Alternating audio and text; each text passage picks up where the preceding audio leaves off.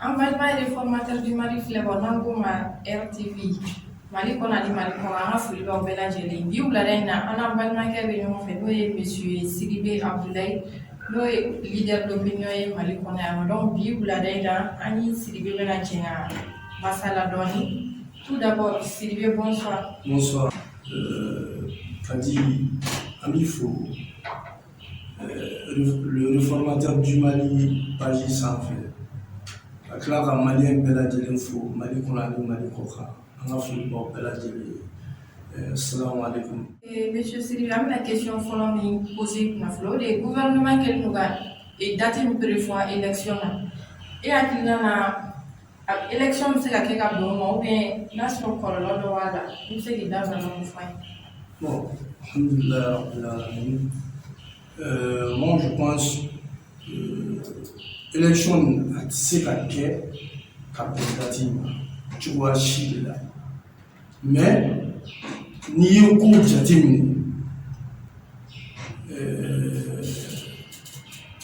bi ni au communauté internationale qui a position de la classe politique qui a position de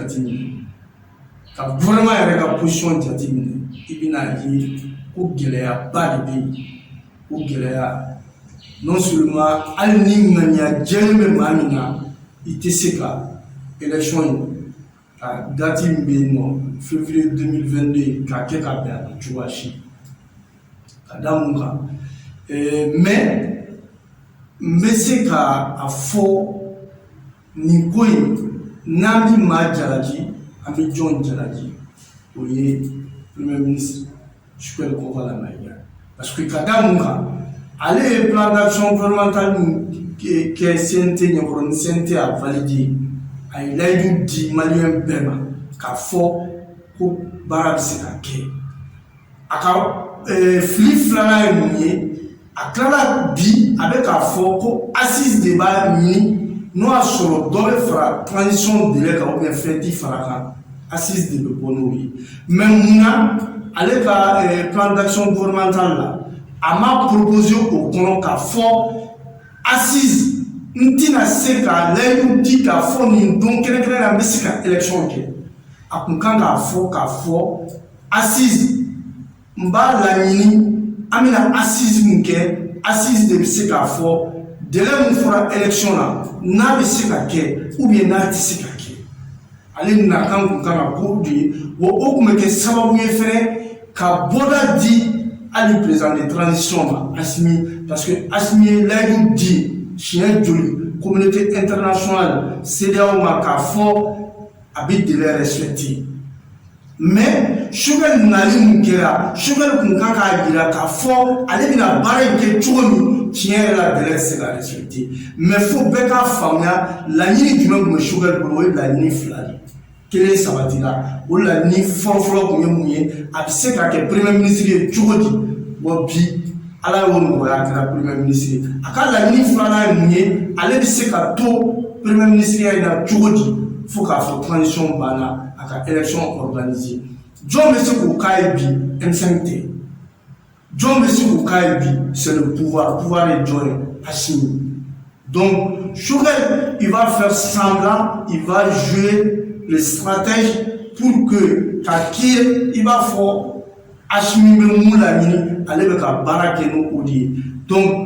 pour que ka transition ka prolonger a bɛ insister assise ko kan mais assise kɔnɔna la bɛɛ k'a dɔn ko jan dɔ bɛ Sukɛli bolo o jan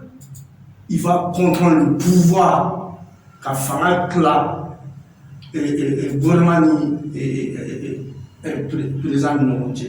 gouvernement jɔn ale yɛrɛ. Sidibe, question fɔlɔ tɛmɛlen kɔ question filanan b'an bolo o de ye victime ka ko ye an y'a mɛn victime dɔw bɛ yen olu banana kosɛbɛ dɔw yɛrɛ kisɛ ye dɔw sɔrɔ dɔw fɛnɛ kan ka opérer donc e yɛrɛ bolo gouvernement ye mesure jumɛn de ta olu ka o traitement na dɔw fɛnɛ bɛ yen minnu kan ka évacuer. ni n ko n bɛ n da don victime ko la n dusuma kasilen de bɛ n da don a la ka da mun kan est-ce que san kelen ani kalo fila bi i bɛ ka fanga bin san kelen ni kalo fila réellement ne fɛ maaw b'a fɔ Mali kura, maaw b'a fɔ ko kiiri ka kɛ bɛɛ ni ɲɔgɔn cɛ, ko jamana bɛɛ k'i yɛrɛ ye maliyɛnya kɔnɔ, maa si kana bila i kun na ko dɔ ka fisa ni dɔ ye. Mais kuma tɛ o, waleya de don. Aujourd'hui n'i ye Asimi, n'i ye Wage, n'i ye Modibo Kone, n'i ye Maliki Jaw ye, n'i ye Sadio Kamara ye bi, ko bɛɛ b'a fɔ olu. Choguel, lui, on n'en parle même pas. Parce que maa minnu fatura nin ko in na, maa minnu jogina, maa minnu kɛra lujuratɔ ye, u kɛra ye jamana ko la, u kɛra ye jɔn ka welewelekan nɔfɛ, M5 ka welewelekan nɔfɛ. O M5 de ye danaya ta k'a da Choguel kan. Premier ministre k'a di Choguel ma, Choguel n'a bi kalo 3. A kalo 3 kɔnɔ bi, ne ma fili kalo 3 ni tile 15 ɲɔgɔn. N'a bɔra layidu la, don o don Choguel bɛ layidu di anw ma, mais layidu kelen a tɛ ba sara. Nin yɔrɔ la an bɛ bɛɛ de cerveau fo, bɛɛ ninnu kɛra hɔrɔn ye. N'a y'a dɔn k'a fɔ victime olu ka victimeya ani martyr olu de kosɔn ale bɛ CNT kɔnɔ bi n'a jɛra a sara kɔnɔ. O kɔfɛ an bɛ Nusa fo parce que an ka victime dɔ bɛ yen, Nusa a ye passeport ta ye ka billet ta ye, a bɛ ka tila ka musakaw dɔw fara ɲɔgɔn kan n'a se ye k'o kɛ argent de poche pour que o ka traitement bɛ se ka kɛ Tunisie cogo min. Mais comme moyen bɛɛ lajɛlen bɛ bɛn à peu près 4 millions et quelques, donc a bɛ ka layɛ côté wɛrɛw fɛ mɔgɔ wɛrɛ minnu bɛ se k'u fanga fara ɲɔgɔn kan, donc o yɔrɔ la an bɛ Musa fo. Mais Sidibé ale kelen de ye blessé grave ou bien blessé wɛrɛw ye minnu ka kan ka journal de. Non, ale kelen tɛ blessé grave ye, mais comme ale ta b'a kunkolo la, donc kunkolo sisan a bɛ yɔrɔ min na yɛrɛ bi, kunkolo kolo mun pɛrɛnna o ma ɲɔgɔn minɛ, donc kunkolo fila bɛ mouvement kɛ kunkolo zɛmɛ sanfɛ, donc ale mago bɛ traitement mun na teliya la, a ka kan ni kasi tɛ kelen ye. Donc n bɛ fɛ ka mun de fɔ Choguel ninnu jeli o de y'a to bi M5 ye gouvernement ɲɛmɔgɔya sɔrɔ ka danaya da ale kan. Mais n'a bɔra siɲɛ joli seli la a ye layidu di ko bɛɛ k'i hakilila tigɛ, victime bɛɛ a bɛna saga sa o ye, a m'a layidu ba saga ma. A ye 100,000 di, victime ko k'u t'a fɛ, fo a tun bɛna kɛ gɛlɛyaw ni victime cɛ ko k'a lasigi. Bɛɛ de cerveau a ye wulikajɔ kɛ o la tuguni, o kɔfɛ tuguni Choguel ka sɔrɔ ka kɛ 1,2 million a ye 1,200,000 wɛrɛ fara. Donc bi aw b'a fɔ k'a fɔ nin ko in bɛ kɛ wagati min k'a y'a sɔrɔ gouvernement kɔrɔ min bɛ yen ni Bubu Sise tun b'o ɲɛmɔgɔya la, o Bubu Sise depuis a bɛ gouvernement kɔnɔ a ye wulikajɔ min kɛ ka victime ka furakɛli ko la fo ka n'a kɛ fanga binnen kɔfɛ Choguel ye 1,440,000 de di victime ma. Bubu a ma bɔ télé la, a ma bɔ foyi la, mɔgɔ ma ci bila a ma.